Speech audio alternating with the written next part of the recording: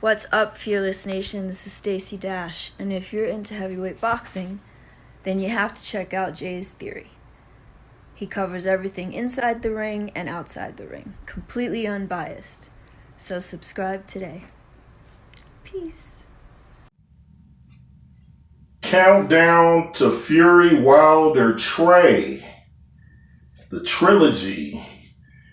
The PBC keeps showing the Tyson Fury Wilder fights. Tonight they were showing the first fight.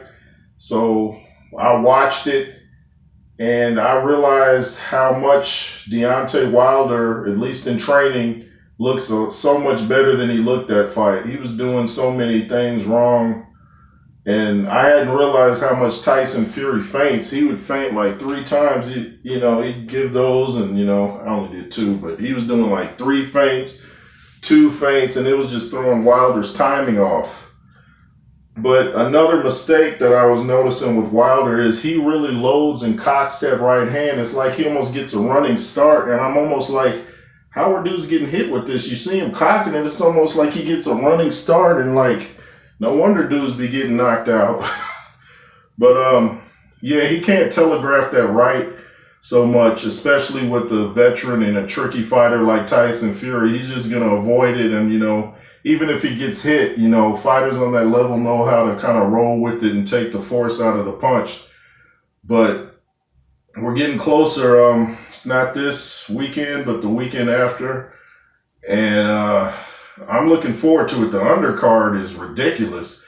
Efe Ajagba versus Frank Sanchez. Whoa. I want to see that. I think Frank's going to get that one. I think Frank is more durable than Efe Ajagba from what I've seen. Efe Ajagba can punch, but I've seen him knock down. I haven't seen Frank Sanchez knock down. Now, maybe he has been, but he's a Cuban fighter, and they're always tough, And isn't Frank Sanchez in the Canelo Alvarez camp? I believe so, with Andy Ruiz and them. But we got Efe Ajagba, Frank Sanchez. I was trying to remember some of the other undercards I heard. I heard that from watching Boxing Wave. Go subscribe to Boxing Wave, great boxing channel. He knows the sport. He knows it well. And his takes are just so on point. Go subscribe to Boxing Wave. Go subscribe to Andrew Tucker World. Great channels.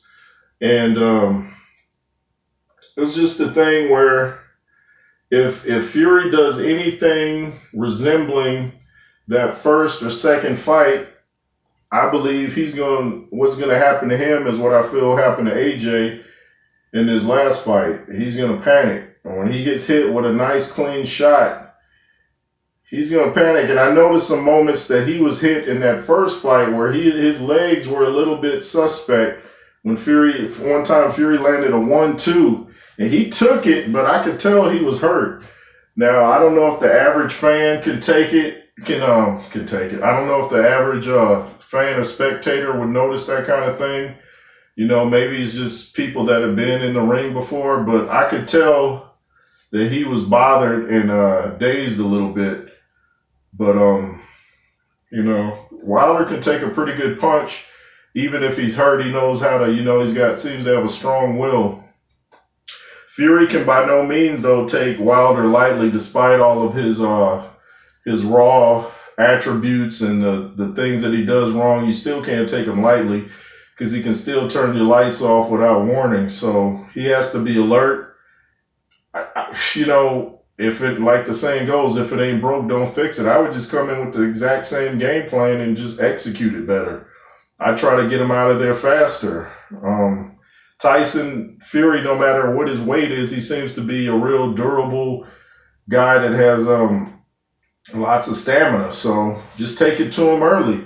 That's why Mike Tyson was such a devastating knockout artist, is because he would come in and rush you fast. He didn't give you a chance to warm up, and that's the best time to catch somebody when they're cold. Their nerves are going. They just came out the dressing room.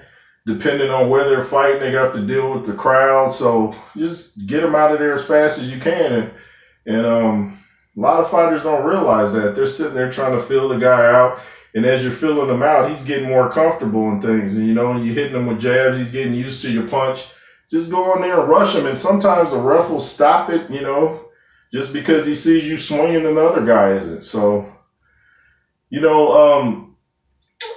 I'll be talking more about the Fury Wilder 3 the closer we get. I'll be talking about if they give any more press conferences.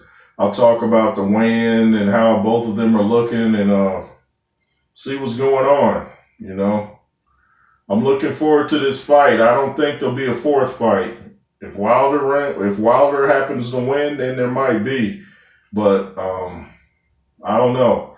I think Wilder will be better in this fight than he was in the previous two because just looking at his combos, I know that's not fighting Fury, but I think he'll hit Fury with some punches that Fury may not be ready for. I think he can take them though, because Fury has a pretty thick midsection, and those kind of midsections absorb body punches pretty well. So let me know who you guys think is going to win the trilogy fight between Wilder and Fury. First fight was a draw.